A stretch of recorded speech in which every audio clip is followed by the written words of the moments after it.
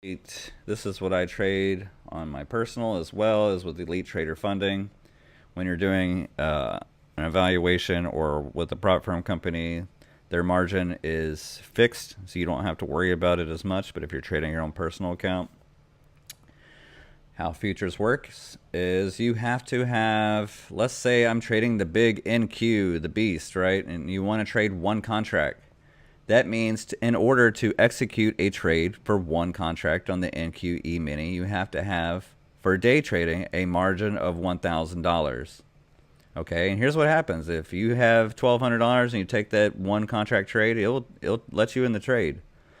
But if it dips below $1,000, you're going to get a margin call. You're going to get messages saying, hey, you're in that danger zone. If your trade does not go back to green, or you don't put money in right away, we're gonna have to auto liquidate. And then when they auto liquidate, they're gonna charge like a $50 fee, or I don't know what it is now. It might be more. So that's with the E-mini, right? Let's go to the micros. Here's the MES S&P. It's only $50 to day trade. This is probably the best high value, low cost margin. You need $50. But if you have $100 and you enter that one contract, you have $100 in the account. You enter one contract and it'll let you do $50. And you're in a losing trade and it dips below $50. It's the same scenario as the NQ. It's gonna, you're probably gonna get auto liquidated. That's why you need to have at least to do one micro. I'd say $500. You can grow the account $500, $600, $700. The more you can get, the more comfortable. And don't put $500 in there and then put on 6 or 7 micros, because then 6 micros for $500, that's $300. You're in a losing trade. You only got $200 wiggle room. You're gonna get auto liquidated. You want to grow it the slow, safe, smart way. I have a video on my channel where you can see how I grew a personal small account challenge. I'm still growing that. I've taken many withdrawals from that account since I put $750 in it, and I traded mainly the MES and MNQ. So the MNQ, the NASDAQ, is $100. The MES is $50. You can also trade. Let's look at some other deals here. Crude oil, $100. That's probably a little bit on the risky side because oil likes to take people out, take their money. Let's look here. Here's another good value one. Would be $50 on the 10-year. This is a good one.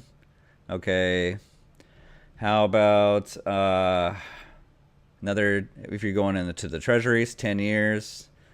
500. It's a little on the high side, but the tick value is really good. You make some good money on that one. Here's the treasuries have gone up. Depending on the volatility, it's going to go up or down. Corn was one of my favorites back in the day, and also wheat.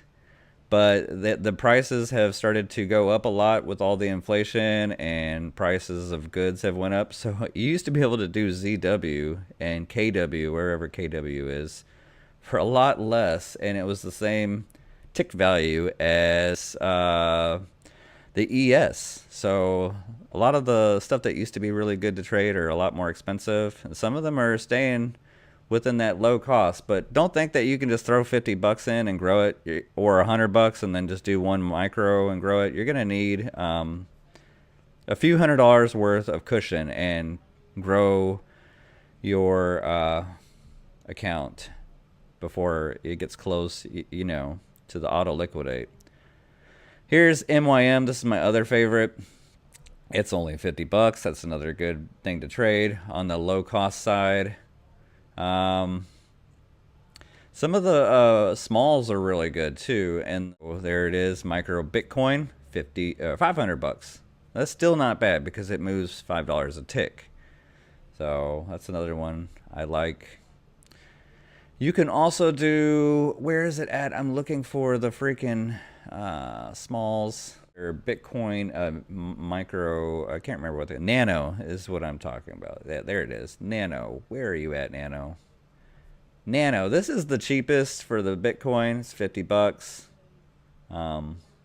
So yeah, that's it for all this stuff.